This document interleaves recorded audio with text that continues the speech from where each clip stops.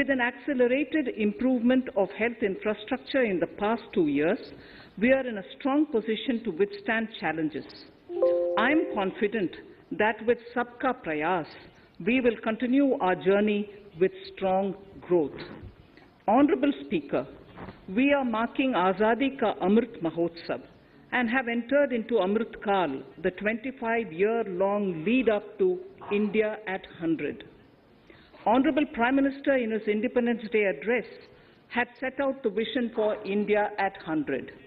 By achieving certain goals during Amrit Kal, our government aims to attain this vision.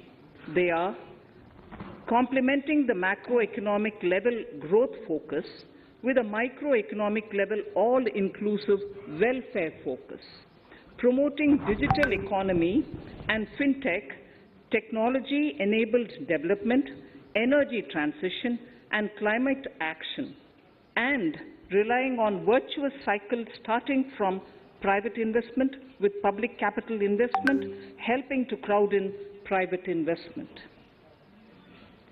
Since 2014, our government's focus has been on empowerment of citizens, especially the poor and the marginalized. Measures have included programs that have provided housing, electricity, cooking gas, and access to water. We also have programs for ensuring financial inclusion and direct benefit transfers.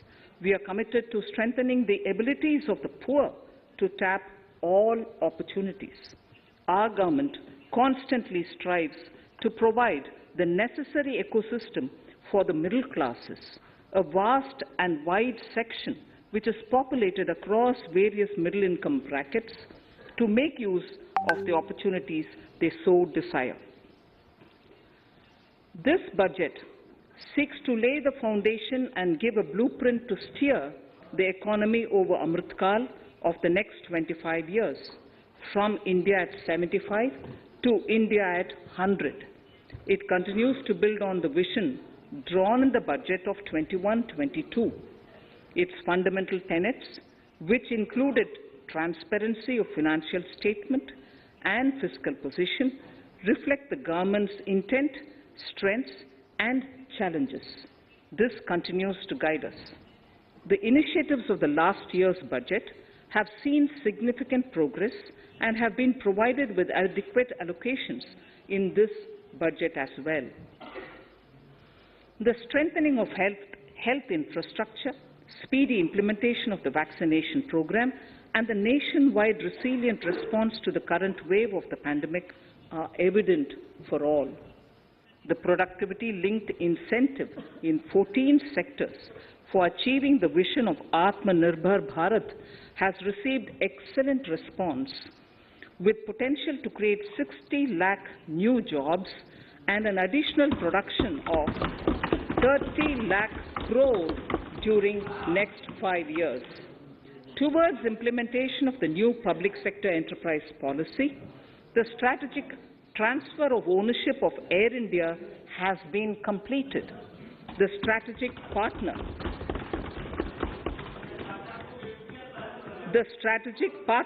for Neelachal Ispat Nigam Limited has been selected. The public issue of the LIC is expected shortly. Others too are in the process for 2022-23. The National Bank आपको पर्याप्त मौका पर्याप्त अवसर मिलेगा बेटे बेटे टिप्पणी मत कीजिए. The National Bank for Infrastructure Development and National Asset Reconstruction Company have commenced their activities. Honorable Speaker, sir, Budget 2021-22 had provided a sharp increase in provision for public investment or capital expenditure. Throughout the year, with the Honorable Prime Minister guiding the implementation, our economic recovery is continuing to benefit from the multiplier effect.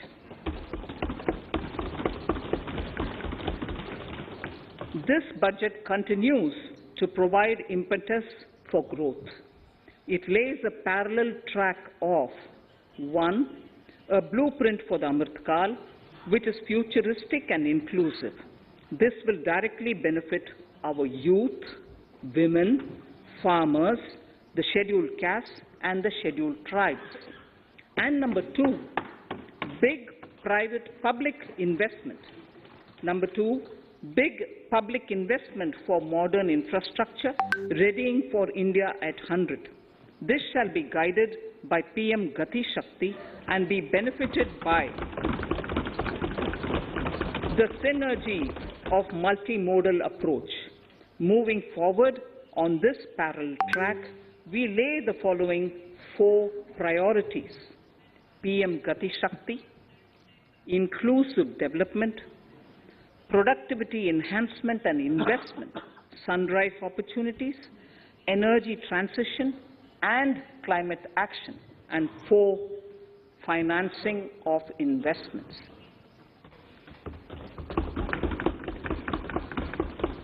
PM Gati Shakti. PM Gati Shakti is a transformative approach for economic growth and sustainable development. The approach is driven by 7 engines, namely roads, railways, airports, ports, mass transport, waterways, and logistics infrastructure. All 7 engines will pull forward the economy in unison.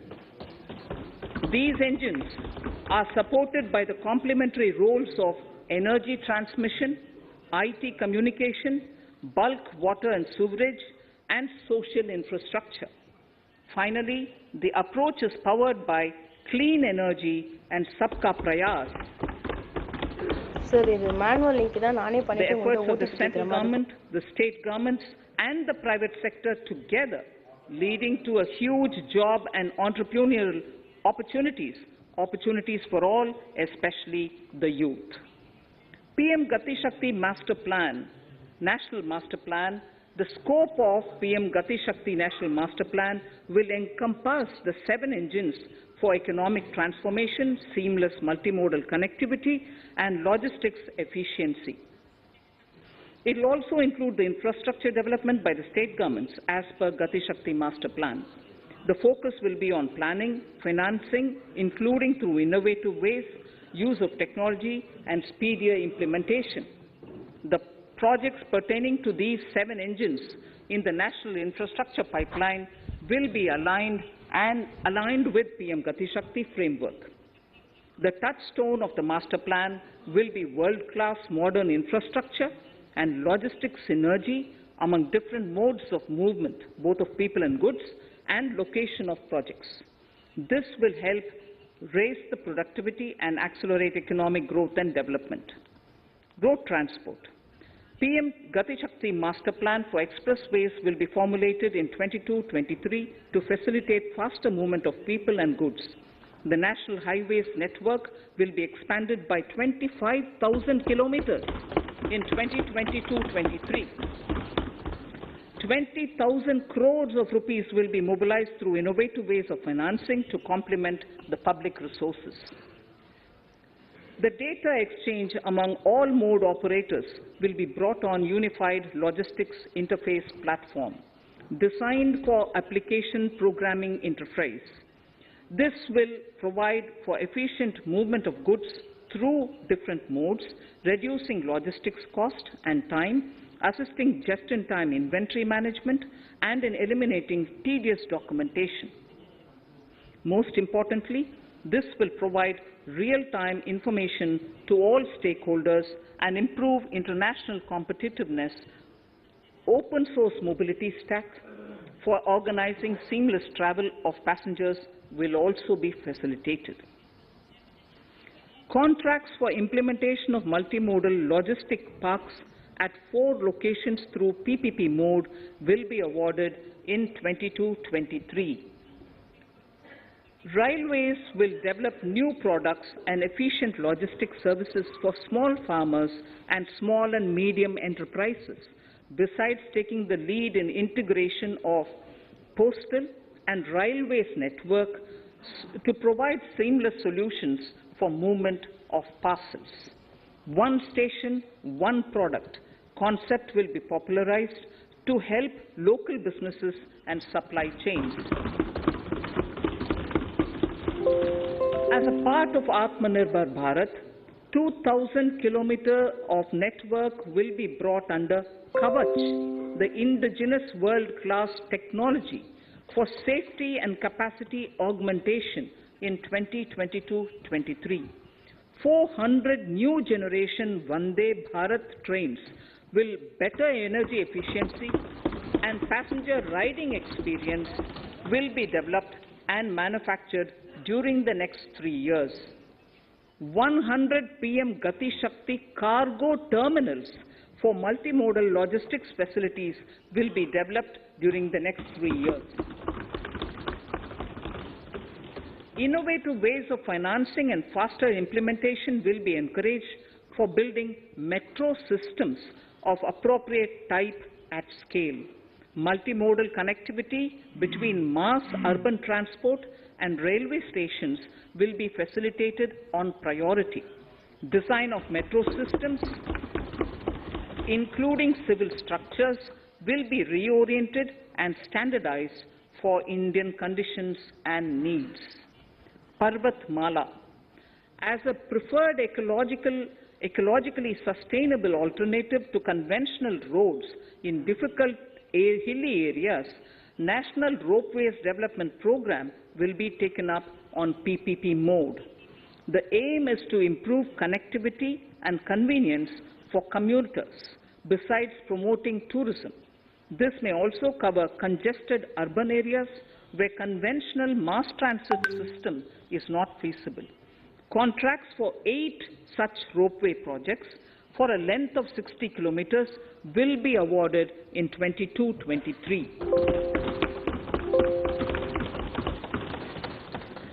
With technical support from the Capacity Building Commission, central ministries, state governments, and their infra agencies will have their skills upgraded. This will ramp up capacity in planning, design, financing, including innovative ways, and implementation management of the PM Gati Shakti infrastructure projects. Inclusive development, our second priority. Agriculture. The procurement of wheat in Rabi 21-22 and the estimated procurement of paddy in Kharif 21-22 will cover 1,208 lakh metric tons of wheat and paddy from 163 lakh farmers, and 2.37 lakh crores will be the direct payment of MSP value to their accounts. Chemical-free natural farming will be promoted throughout the country, with a focus on farmers' lands in 5-kilometer wide corridors along the river Ganga at the first stage. 2023 has been announced as the International Year of Millets. Support will be provided for post-harvest value addition, enhancing domestic consumption, and for branding millet products nationally and internationally. To reduce our dependence on import of oil seeds, a rationalized and comprehensive scheme to increase domestic production of oil seeds will be implemented. For delivery of digital and high-tech services to farmers, with involvement of public sector research and extension institutions, along with private agri-tech players, in a short span of time. 95% of those 112 districts have made significant progress in key sectors such as health, nutrition, financial inclusion, and basic infrastructure. They have surpassed even some of the state average values.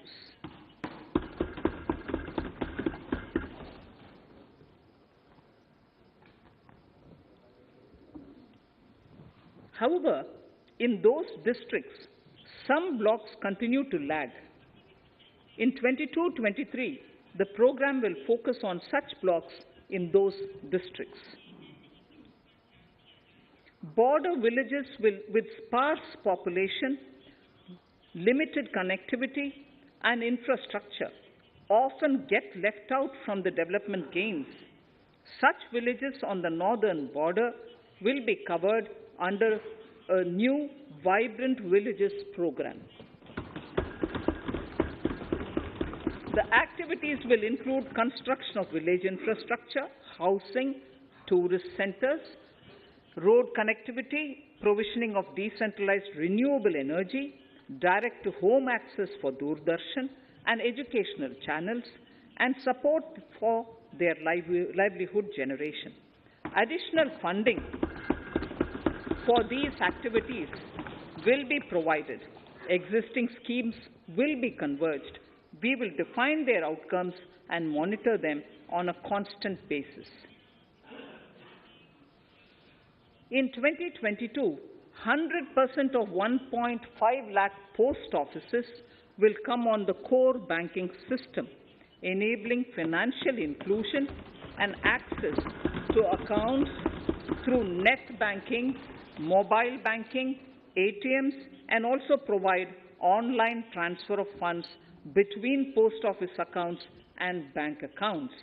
This will be helpful, especially for farmers and senior citizens in rural areas, enabling interoperability and financial inclusion. Honorable Speaker, sir, in recent years, digital banking, digital payments, and fintech innovations have grown at a rapid pace in the country. Government is continuously encouraging these sectors to ensure that the benefits of digital banking reach every nook and corner of the country in a consumer-friendly manner. Taking forward this agenda and to mark 75 years of our independence, it is proposed to set up 75 digital banking units in 75 districts of the country by scheduled commercial banks. The financial support for digital payment ecosystem announced in the previous budget will continue in 22-23 as well. This will encourage further adoption of digital payments. There will also be a focus to promote use of payment platforms that are economical and user-friendly. Sir, I move to the next priority. In recent years, over 25,000 compliances were reduced and nearly 1,500 union laws were repealed. This is the result of our government's strong commitment for minimum government and maximum governance. 1,486 union laws were repealed. Our trust in the public and ease of doing business is what is highlighted here, sir. For the Amrit Kal, the next phase of ease of doing business 2.0 and ease of living will be launched. In our endeavor to improve productive efficiency of capital and human resources, we will follow the idea of trust-based governance. The new phase will be guided by an active involvement of the states, digitization of manual processes and interventions, integration of the central and state level systems through IT bridges, a single point access for all citizen-centric services, and standardization and removal of overlapping compliances. Crowdsourcing of suggestions and ground-level assessment of the impact with active involvement of citizens and businesses will be encouraged. A single window portal, Parivesh, for all green clearances was launched in 2018. It has been instrumental in reducing the time required for approvals significantly. The scope of this portal will be expanded to provide information to the applicants based on location of units. Information about specific approvals will be provided. It will enable application for all 4 approvals through a single form and tracking of the process through Centralized Processing Center Green, CPC Green. E-passports. the issuance of e-passports using embedded chip and futuristic technology will be rolled out in 22-23 to enhance the convenience for the citizens in their overseas travel. By the time of India at 100, nearly half our population is likely to be living in urban areas. To prepare for this, orderly urban development is of critical importance. This will help realize the country's economic potential, including livelihood opportunities for the demographic dividend. For this, on the one hand, we need to nurture the megacities and their hinterlands to become current centers of economic growth. On the other, we need to facilitate Tier 2 and Tier 3 cities to take on the mantle in the future. This would require us to reimagine our cities into centers of sustainable living with opportunities for all, including women and our youth. For this to happen, urban planning cannot continue with a business-as-usual approach. We plan to steer a paradigm change. A high-level committee of reputed urban planners, urban economists, and institutions will be formed to make recommendations on urban sector policies, capacity building, planning, implementation, and governance. For urban capacity building, support will be provided to the states. Modernization of building bylaws, town planning schemes, transit-oriented development will be implemented. This will facilitate reforms for people to live and work closer to the mass transit systems. The central government's financial support for mass transit projects and Amrit scheme will be leveraged for formulation of action plans and their implementation for facilitating the TOD and TPS by the states. For developing India-specific knowledge in urban planning and design, and to deliver certified training in these areas, up to 5 existing academic institutions in different regions will be designated as centers of excellence. These centers will be provided endowment fund of 250 crore each. In addition, the AICTE will take the lead to improve syllabi, quality and access of urban planning courses in other institutions. We will promote a shift to use of public transport in urban areas. This will be complemented by clean tech and governance solutions, special mobility zones with zero fossil fuel policy and EV vehicles. Battery swapping policy. Considering the constraint of space in urban areas, for setting up charging stations at scale, a battery swapping policy will be brought out and interoperability standards will be formulated.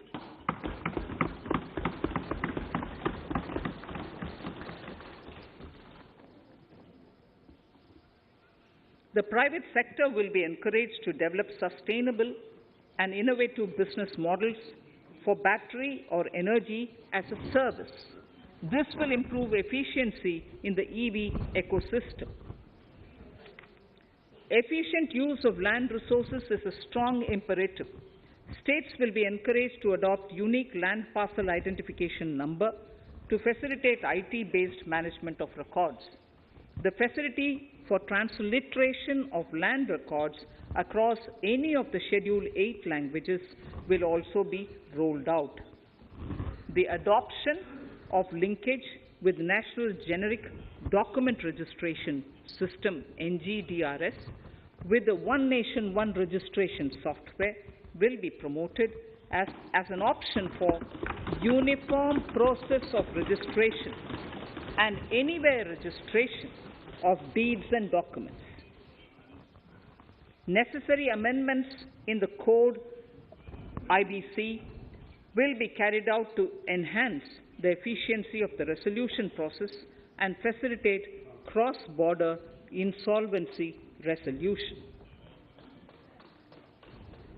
Accelerated corporate exit. Several IT-based systems have been established for accelerated registration of new companies. Now the Center for Processing Accelerated Corporate Exit, CPACE, will process re-engineering, will be established to facilitate and speed up the voluntary winding up of these companies from the currently required 2 years to less than 6 months. Government procurement. Government rules have recently been modernized for the needs of Amritkal. The new rules have benefited from the inputs from various stakeholders. The modernized rules allow use of transparent quality criteria besides cost and evaluation of complex tenders.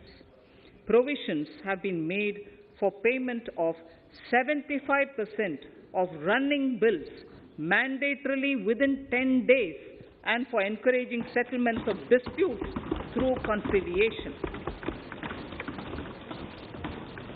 As a further step to enhance transparency and to reduce delays in payments, a completely paperless, end-to-end online e-bill system will be launched for use by all central ministries for their procurements. The system will enable the suppliers and contractors to submit online their digitally signed bills and claims and track their status from anywhere.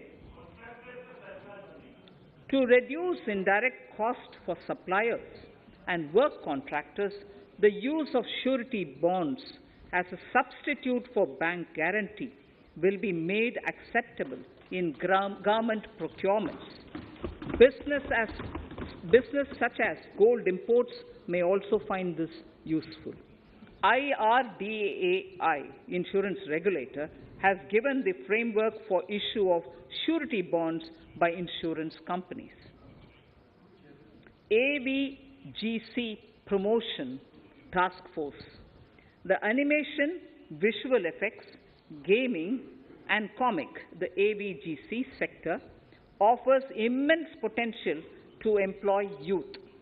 An AVGC Promotion Task Force with all stakeholders will be set up to recommend ways to realize this and build domestic capacity for serving our markets and the global demand. Telecom sector. Telecommunications in general and 5G technology in particular can enable growth and offer job opportunities.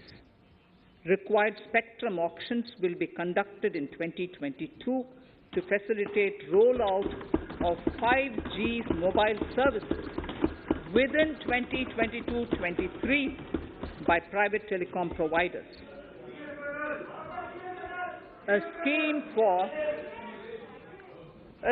for design-led manufacturing will be launched to build a strong ecosystem for 5G as part of the production-linked incentive scheme.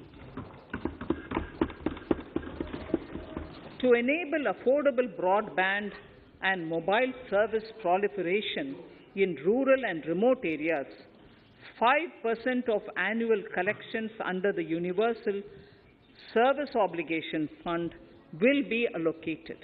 This will promote R&D and commercialization of technologies and solutions. Our vision is that all villages and their residents should have the same access to e-services, communication facilities, and digital resources as urban areas and their residents. The contracts for laying optical fiber in all villages, including remote areas, will be awarded under the BharatNet project through PPP in 22 and 23. Completion is expected in 2025. Measures will be taken to enable better and more efficient use of the optical fiber. Export promotion.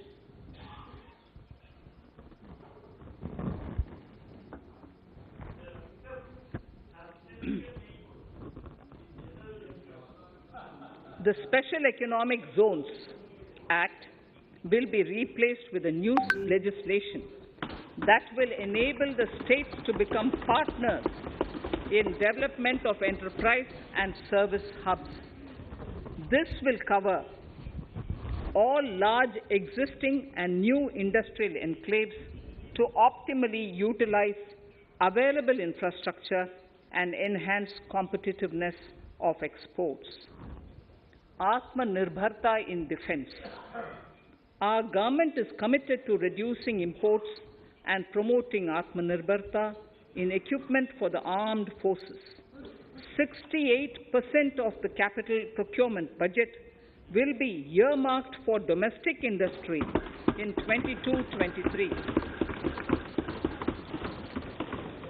up from 58% in 21-22. Defense R&D will be opened up for industry, startups, and academia, with 25% of defense R&D budget earmarked. Private industry will be encouraged to take up design and development of military platforms and equipment in collaboration with DRDO and other organizations through SPV model. An independent nodal umbrella body will be set up for meeting wide-ranging testing and certification requirements.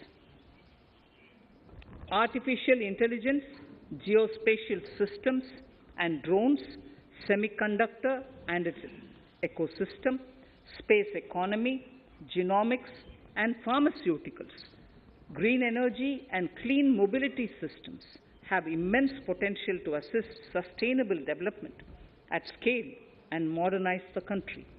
They provide employment opportunities for our youth and make Indian industry more efficient and competitive. Supportive policies, light touch regulations, facilitative actions to build domestic capacities and promotion of research and development will guide the government's approach. For R&D in the sunrise opportunities, in addition to efforts of collaboration among academia, industry and public institutions, government contribution will be provided. Energy transition and climate change. The risks of climate change are the strongest negative externalities that affect India and other countries.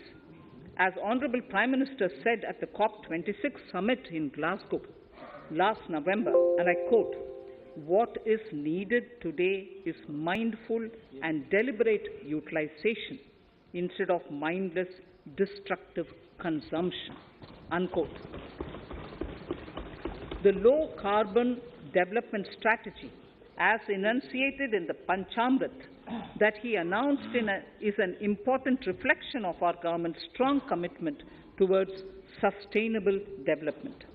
The strategy opens up huge employment opportunities and will take the country on a sustainable development path. This budget proposes several near-term and long-term actions accordingly. Solar power. To facilitate domestic manufacturing for the ambitious goal of 280 gigawatts of installed solar capacity by 2030, an additional allocation of 19,500 crores for PLI, production-linked incentive, for manufacturing of high-efficiency modules with priority to fully integrate manufacturing units from polysilicon to solar PV modules will be made. Honorable Speaker, sir, the circular economy transition is expected to help in productivity enhancement as well as creating large opportunities for new businesses and jobs. The action plans for 10 sectors such as electronic waste, end-of-life vehicles, used oil waste, toxic and hazardous industrial waste are already ready. The focus will now be on addressing important cross-cutting issues of infrastructure, reverse logistics, technology upgradation, and integration with informal sector. This will be supported by active public policies covering regulations, extended producers' responsibilities, framework, and innovation facilities. 5 to 7% biomass pellets will be co-fired in thermal power plants, resulting in carbon dioxide savings of 38 MMT annually. This will also provide extra income to farmers and job opportunities to locals and help avoid stubble burning in agricultural fields. Saving energy is an important aspect of the energy management. Hence, energy efficiency and savings measures will be promoted. This will be done in large commercial buildings through the energy service company business model. It will facilitate capacity building and awareness for energy audits, performance contracts, and common measurement of and verification protocol. 4 pilot projects for coal gasification and conversion of coal into chemicals required for the industry will be set up to evolve technical and financial viability. The policies and required legislative changes to promote agroforestry and private forestry will be brought in. In addition, financial support will be provided to farmers belonging to scheduled castes and scheduled tribes who want to take up agroforestry. Honourable Speaker, I now move to the 4th priority, financing of investments. Capital investment holds the key to speedy and sustainable economic revival and consolidation through its multiplier effect.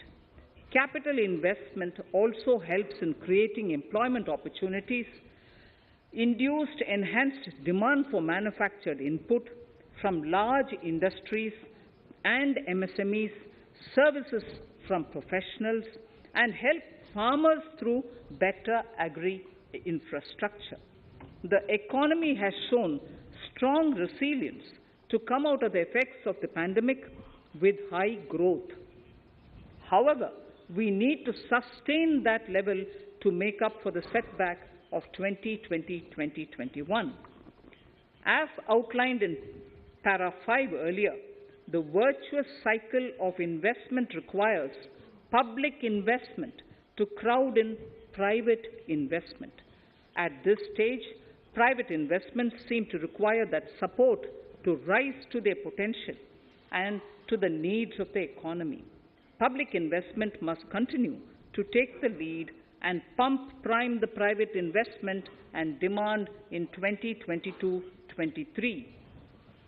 Considering the above imperative, the outlay for capital expenditure in the Union budget is once again being stepped up sharply by 35.4% from 5.54 lakh crore in the current year to 7.50 lakh crores in 22-23. This has increased to more than 2.2 times the expenditure of 2019-20. This outlay in 22-23 will be 2.9% of the GDP. Effective capital expenditure. With this investment taken together with the provision made for creation of capital assets through grants and aid to states, the effective capital expenditure of the central government is estimated at 10.68 lakh crores in 22-23, which will be about 4.1% of the GDP. Green bonds. As a part of the government's overall market borrowings in 22-23, sovereign green bonds will be issued for mobilizing resources for green infrastructure. The proceeds will be deployed in public sector projects, which help in reducing the carbon intensity of the economy. GIFT IFSC. World-class foreign universities and institutions will be allowed in the GIFT city to offer courses in the financial management, fintech, science, technology, engineering, and mathematics free from domestic regulations, except those by the IFSCA to facilitate availability of high-end human resources for financial services and technology. An international arbitration center will be set up in the GIFT city for timely settlement of disputes under international jurisprudence. Services for global capital for sustainable and climate finance in the country will be facilitated in the GIFT city. Infrastructure status. Data centers and energy storage systems, including dense charging infrastructure and grid-scale battery systems, will be included in the harmonized list of infrastructure. This will facilitate credit availability for digital infrastructure and clean energy storage. Venture capital and private equity invested more than 5.5 lakh crores last year, facilitating one of the largest startup growth system. Scaling up this investment requires a holistic examination of regulatory and other frictions. An expert committee will be set up to examine and suggest appropriate measures. Government-backed funds, NIIF and SIDBI, Fund of Funds, have provided scale capital, creating a multiplier effect. For encouraging important sunrise sectors such as climate action, deep tech, digital economy, pharma, and agri-tech, the government will promote these thematic funds for blended finance, with the government share being limited to 20% and the funds being managed by private fund managers. For financing the infrastructure needs, the stepping up of public investment will need to be complemented by private capital at a significant scale. Measures will be taken to enhance financial viability of projects, including PPP, with technical and knowledge assistance from multilateral agencies. Enhancing financial viability shall also be obtained by adopting global best practices, innovative ways of financing, and balanced risk allocation. Digital rupee.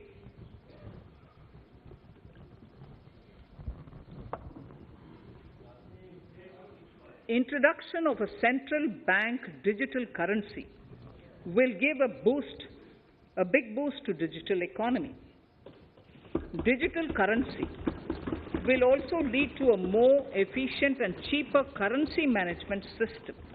It is therefore proposed to introduce digital rupee using blockchain and other technologies to be issued by the Reserve Bank of India starting 2022 and 23. Financial assistance to states for capital investment. Reflecting the true spirit of cooperative federalism, the central government is committed to bolstering the hands of the states in enhancing their capital investment towards creating productive assets and generating remunerative employment.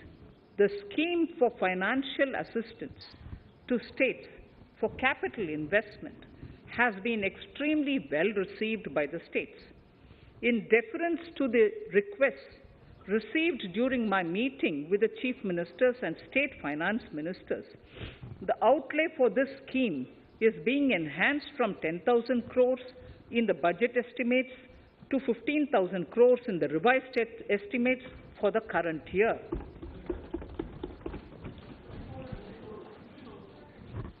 For 22-23,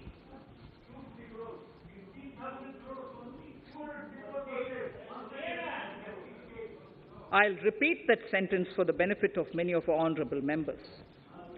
In deference to the requests received during my meeting with chief ministers and state finance ministers, the outlay for this scheme is being enhanced from 10,000 crores in the BE to 15,000 crores, 15,000 crores in the RE of the current year.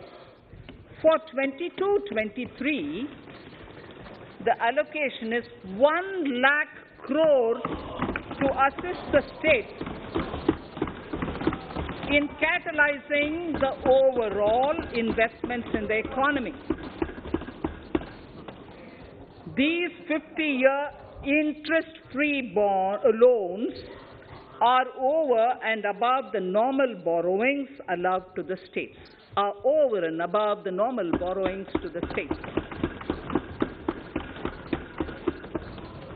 This allocation will be used for PM Gati Shakti related and other productive capital investments of the states. It will also include components for supplemental funding for priority segments of PM Gram Sadak Yojana, including support for the state's share, digitization of the economy, including digital payments and completion of OFC network, and reforms related to building bylaws, town planning schemes, transit-oriented development, and transferable development rights.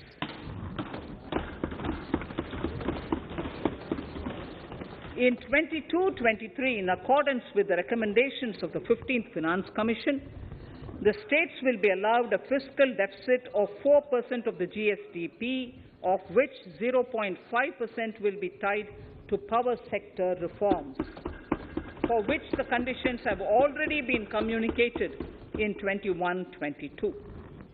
Fiscal management.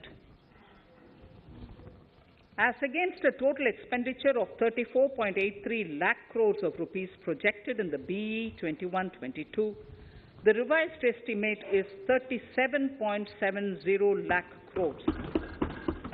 The revised estimate of capital expenditure is 6.3 lakh crores of rupees. This includes an amount of 51,971 crores towards settlement of outstanding guaranteed liabilities of Air India and its other sundry commitments.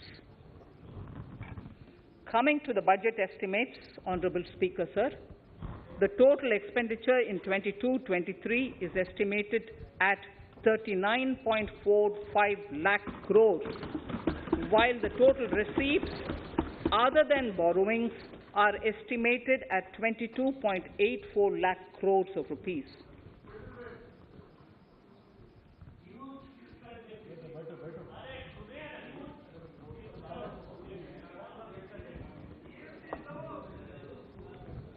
The revised fiscal deficit, Honourable Speaker, in the current year is estimated at 6.9% of the GDP, as against 6.8% projected in the budget estimates.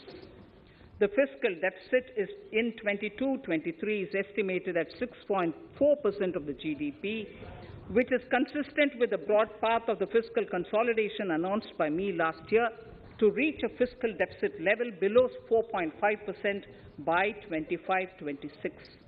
While setting the fiscal deficit level in 22-23, I am conscious of the need to nurture growth through public investment to become stronger and sustainable. I will now move to Part B of my speech.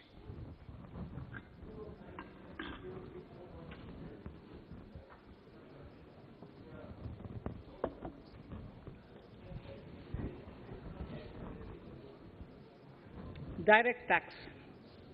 Honourable Speaker, sir, I take this opportunity to thank all the taxpayers of our country who have contributed immensely and strengthened the hands of the government in helping their fellow citizens in this hour of need. So I have brought in a little verse from the Mahabharata. I won't spend more time reading because I would like the speech to get enough time. However, the substance of it is the king must make arrangements for yoga kshema, which is the welfare of the populace, by way of abandoning any laxity and by governing the state in line with dharma, along with collecting taxes which are in consonance with dharma. This is Mahabharata Shanti Parva Adhyaya, Shloka 11 from 72. Drawing wisdom from our ancient texts, we continue on the path to progress. The proposals in this budget, while continuing with our declared policy of stable and predictable tax regime, intend to bring more reforms that will take ahead our vision to establish a trustworthy tax regime. This will further simplify the tax system, promote voluntary compliance by taxpayers, and reduce litigation. Introducing new updated return. India is growing at an accelerated pace and people are undertaking multiple financial transactions. The Income Tax Department has established a robust framework of reporting of taxpayers' transactions. In this context, some taxpayers may realize that they have committed omissions or mistakes in correctly estimating their income for tax payment. To provide an opportunity to correct such errors, I am proposing a new provision permitting taxpayers to file an updated return on payment of additional tax. This updated return can be filed within 2 years from the end of the relevant assessment year.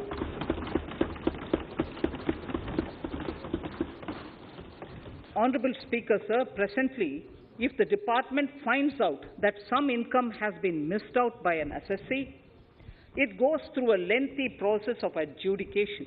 Instead, with this proposal now, there will be a trust repost in the taxpayers that will enable the assessee herself to declare the income that she may have missed out earlier while filing her return. Full details of the proposal are given in the finance bill. It is an affirmative step in the direction of voluntary compliance.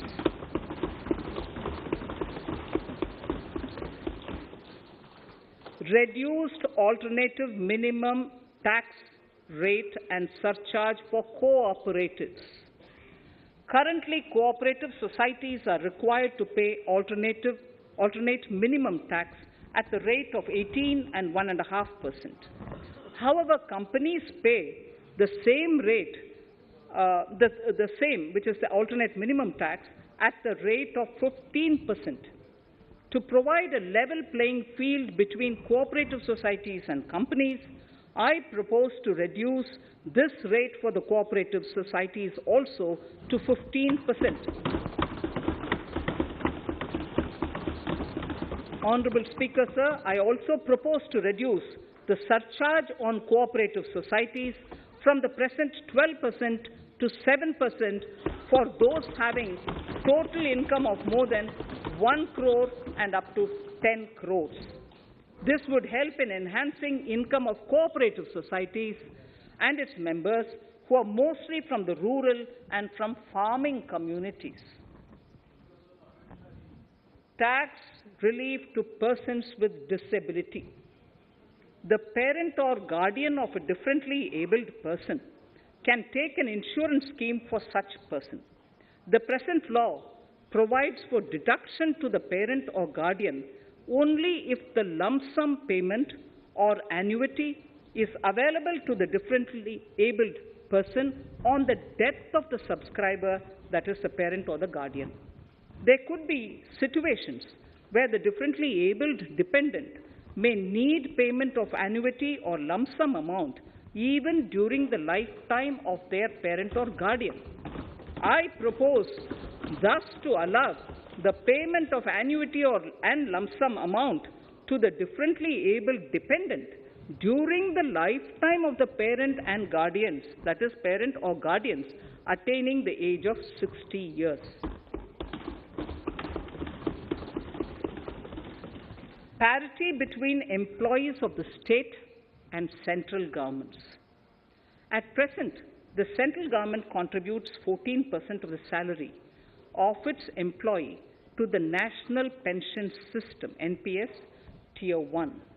This is allowed as a deduction in computing the income of the employee.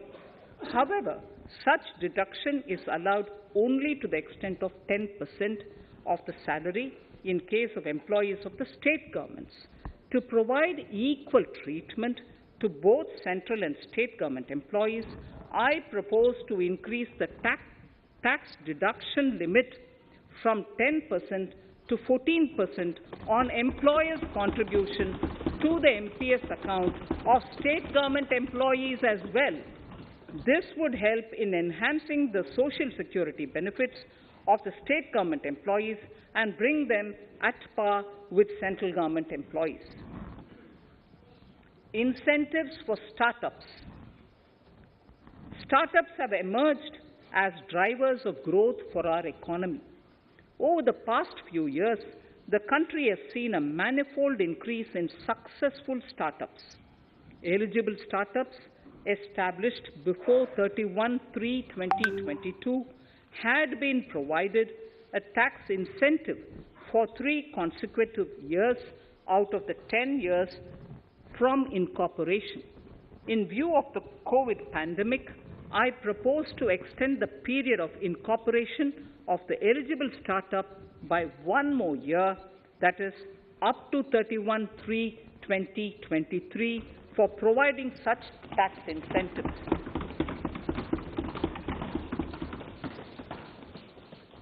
Incentives for newly incorporated manufacturing entities under concessional tax regime. In an effort to establish a global competitive business environment for certain domestic companies, a concessional tax regime of 15% was introduced by our government for newly incorporated domestic manufacturing companies. I propose to extend the last date for commencement of manufacturing or production under Section 115B AB by 1 more year, that is from 31st March 2023 to 31st March 2024.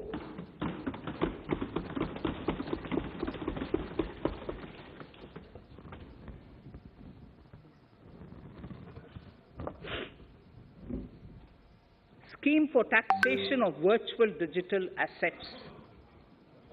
There has been a phenomenal increase in transaction in virtual digital assets.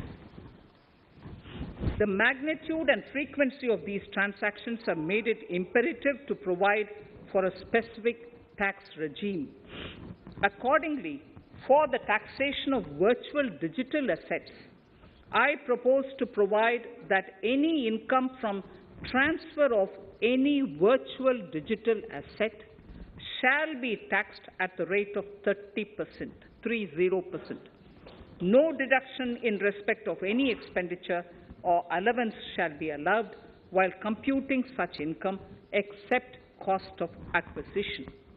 Further, loss from transfer of virtual digital asset cannot be set off against any other income.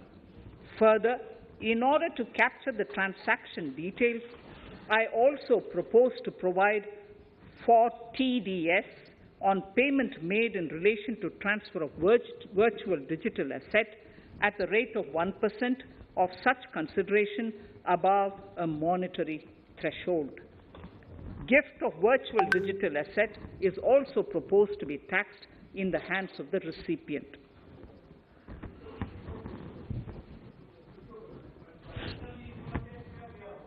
Litigation management to avoid repetitive appeals by the department.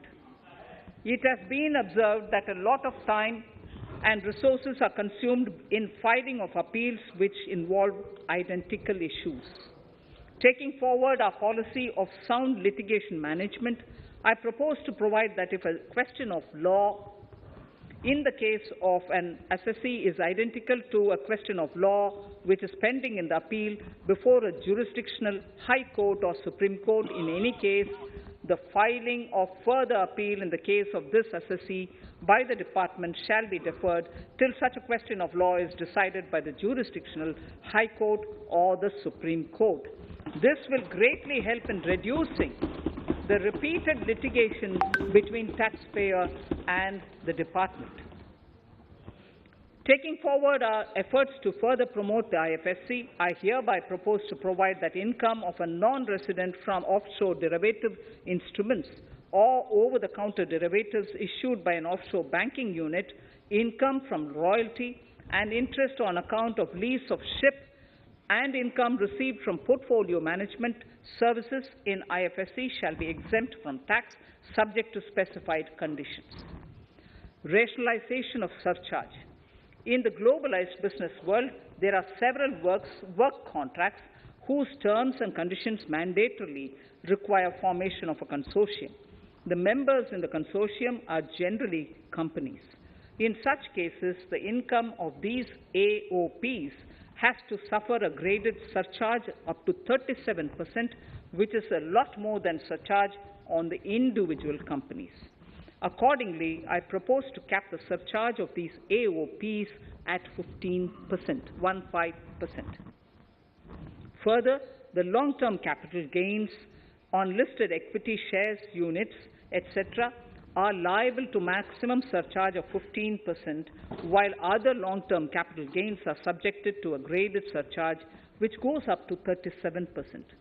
I propose to cap the surcharge on long-term capital gains arising on transfer of any type of assets at 15%. This step will give a boost to startup community, and along with my proposal on the extended tax benefits to manufacturing companies and startups, reaffirms our commitment to aatmanirbhar bharat. Clarification in relation to health and education cess as business expenditure. The income tax is not an allowable expenditure for computation of business income. This includes tax as well as surcharges. The health and education cess is imposed as an additional surcharge on the taxpayer for funding specific government welfare programs. However, some courts have allowed health and education cess as business expenditure, which is against the legislative intent. To reiterate the legislative intent, I propose to clarify that any surcharge or cess on income and profits is not allowable as business expenditure. Deterrence against tax evasion. Honorable Speaker, sir, presently there is ambiguity regarding set-off of brought forward loss against undisclosed income detected in search operations. It has been observed that in many cases where undisclosed income or suppression of sales, etc., is detected, payment of tax is avoided by setting off of losses. In order to bring certainty and to increase deterrence among tax evaders, I propose to provide that no set-off of any loss shall be allowed against undisclosed income detected during search and survey operations.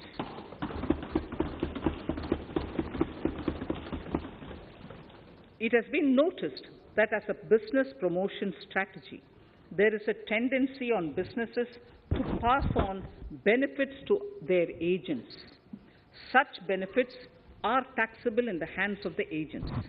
In order to track such transactions, I propose to provide for tax deduction by the person giving benefits if the aggregate value of such benefits exceeds 20,000 rupees during the financial year. A few other changes are being made, the details of which are there in the finance bill. Indirect taxes. So, remarkable progress in GST. GST has been a landmark reform of independent India, showcasing the spirit of cooperative federalism. While aspirations were high, there were huge challenges too. These challenges were overcome deftly and painstakingly under the guidance and the oversight of the GST Council. We can now take pride in a fully IT-driven and progressive GST regime that has fulfilled the cherished dream of India as one market, one tax. There are still some challenges remaining, and we aspire to meet them in the coming year. The right balance between facilitation and enforcement has engendered significantly better compliance, and enforcement has engendered better compliance. GST revenues are buoyant despite the pandemic. I would bring in something which I've got to know this morning, not part of my speech, but worth putting in here for the knowledge of the Honourable House. I would like to bring to the notice of this House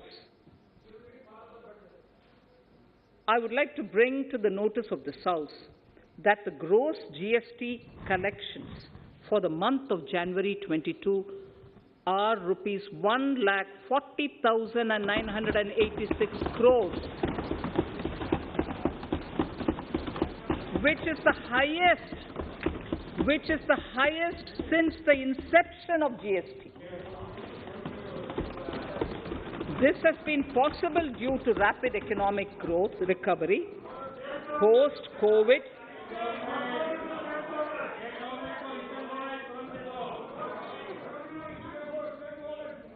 This has been possible due to the rapid economic recovery post-COVID, as well as various policy and administration undertaken by central and state tax administrations.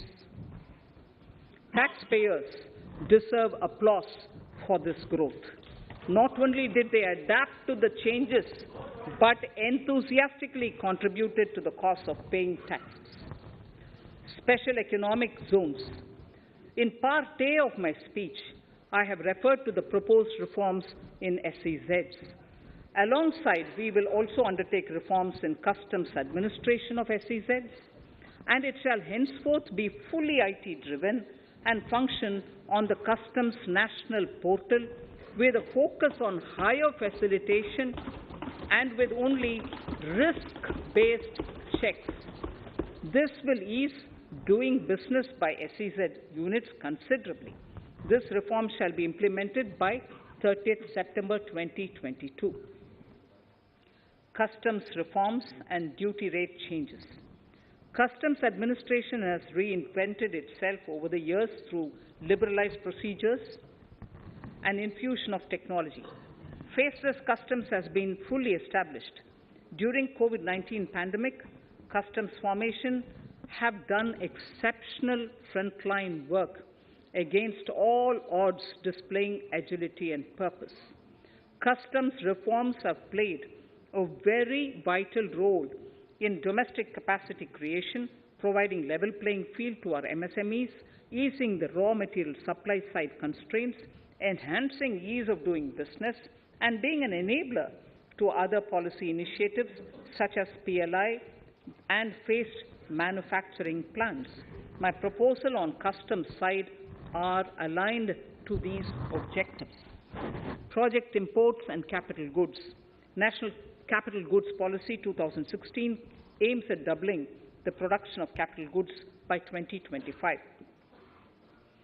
This would create an employment opportunities and result in increased economic activity. However, several duty exemptions, even extending to over 3 decades, in some cases have been granted to capital goods for various sectors like power, fertilizer, textiles, leather footwear, food processing, and fertilizers. These exemptions have hindered the growth of the domestic capital goods sector. Similarly, project import duty concessions have also deprived the local producers of a level playing field in areas like coal mining projects, power generation, transmission, or distribution projects, railway and metro projects. Our experience suggests that reasonable tariffs are conducive to the growth of domestic industry and make in India without significantly impacting the cost of essential imports. Accordingly, Honourable Speaker, Sir, it is proposed to phase out the concessional rates in capital goods and project imports gradually and apply a moderate tariff of 7.5%. Certain exemptions for advanced machineries that are not manufactured within the country shall continue. A few exemptions are being made are being introduced on inputs like specialized castings, ball screw, and linear motion guide to encourage domestic manufacturing of capital goods. In the last two budgets, we have rationalized several customs exemptions. We have once again carried out an extensive consultation, including by crowdsourcing.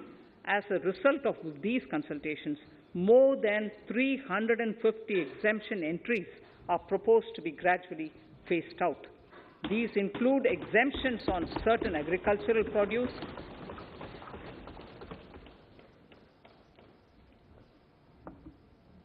chemicals, fabrics, medical devices and drugs, and medicines for which sufficient domestic capacity exists. Further, as a simplification measure, several concessional rates are being incorporated in the customs tariff schedule itself instead of prescribing them through various notifications. This comprehensive review will simplify the customs rate and tariff structure, particularly for sectors like chemicals, textiles, and metals, and minimize disputes.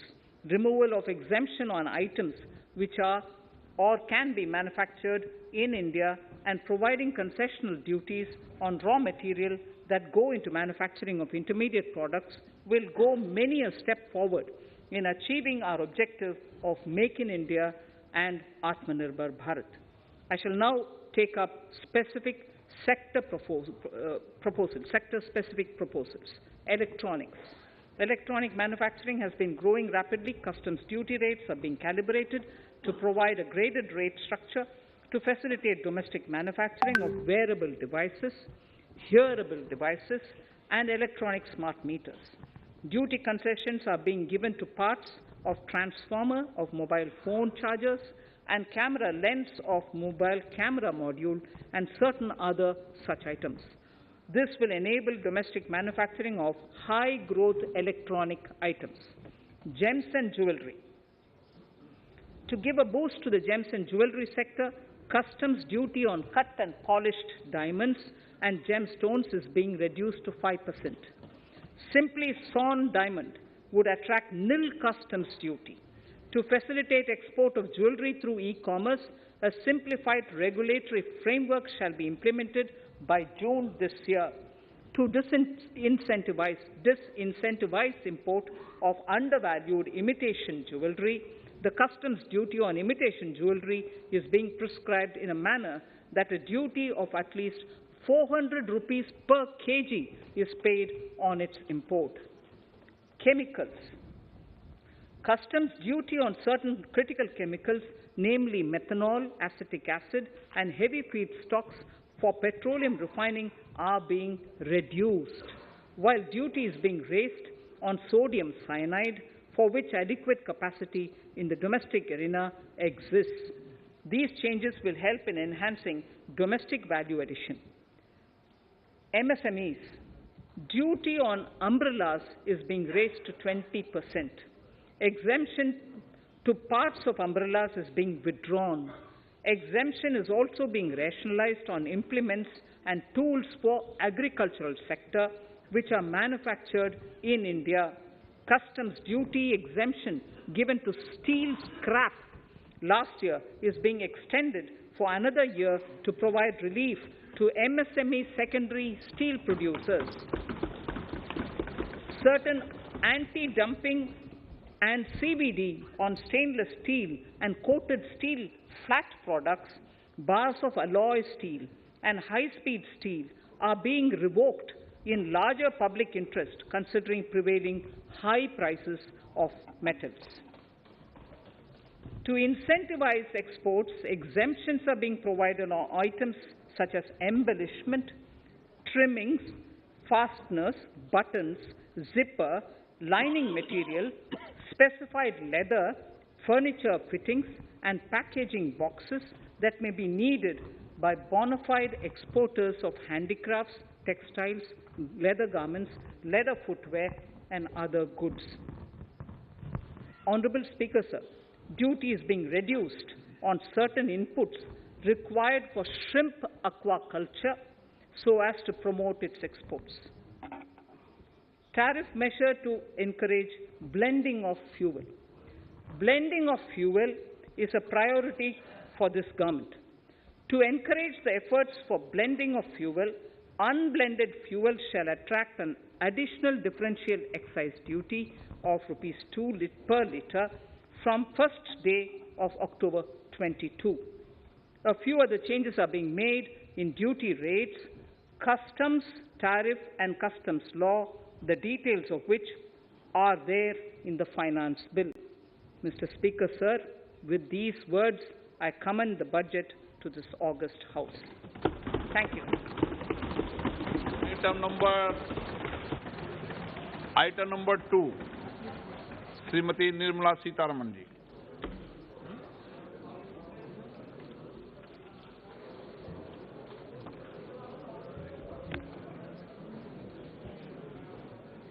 Sir, with your permission, I rise to lay on the table the following statements under Section 3(1) of the Fiscal Responsibility and Budget Management FRBM Act 2003, Medium-Term Fiscal Policy cum Fiscal Policy Strategy Statement and Macroeconomic Framework Statement.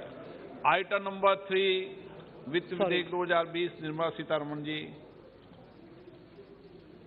Sir, item number 3, Finance Bill. Sir, with your permission, I rise to move for leave to introduce the Finance Bill 2022.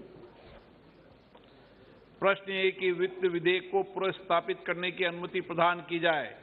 जो सदस्य इसके पक्ष में हाँ कहें, जो सदस्य विरोध में ना कहें, मेरे विचार में निर्णय हाँ वालों के पक्ष में, हाँ वालों के पक्ष में। माननीय मंत्री जी, वित्त विधेयक को पुनर्स्थापित करें। Sir, I introduce the bill. सभा की कार्रवाई कल बुधवार दिनांक 2 फरवरी 2022 को 4:30 बजे तक के लिए स्थगित की जाती है।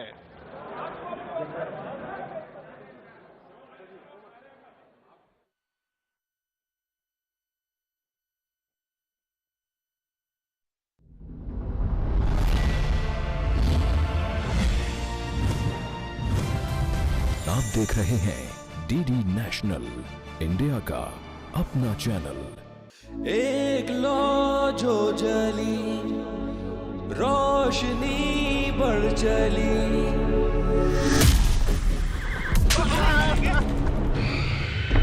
अरे होश तो हम तुम्हारा ठिकाने लगाएंगे। हमें बचा लीजिए। आप कौन हैं? वो हमें मार देंगे। कब तक हम इस खौफ में जीते रहेंगे? अन्याय करना पाप है, लेकिन अन्याय को सहना भी तो गलत है ना। मुश्किलों से निकलकर आत्मनिर्भर बनने के लिए रेडी है।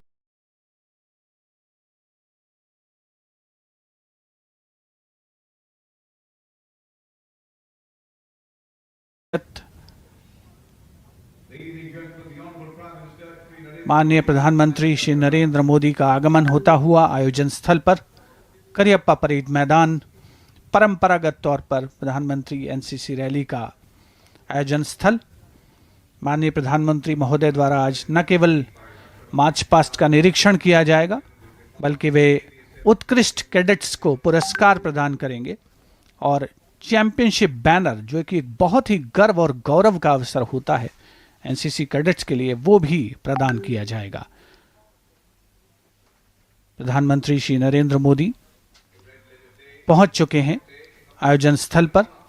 उनका स्वागत रक्षा मंत्री श्री राजनाथ सिंह द्वारा।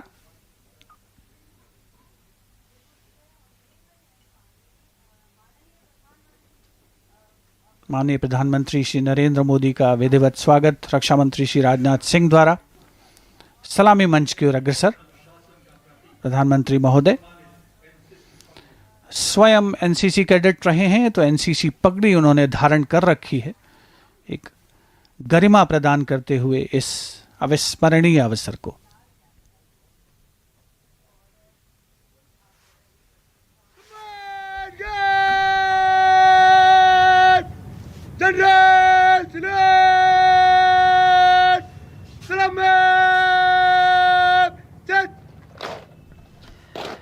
The parade commander requesting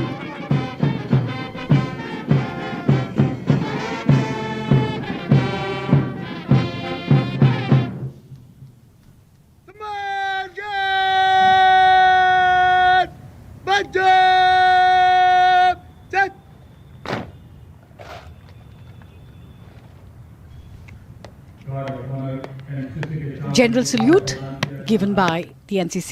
जय श्रीमान श्रीमान सम्मानगढ़ आपके निरीक्षण के लिए हजराब Parade Commander, Senior Under Officer Gitesh Singh Dingar, requesting the Honourable Prime Minister to inspect the Guard of Honour.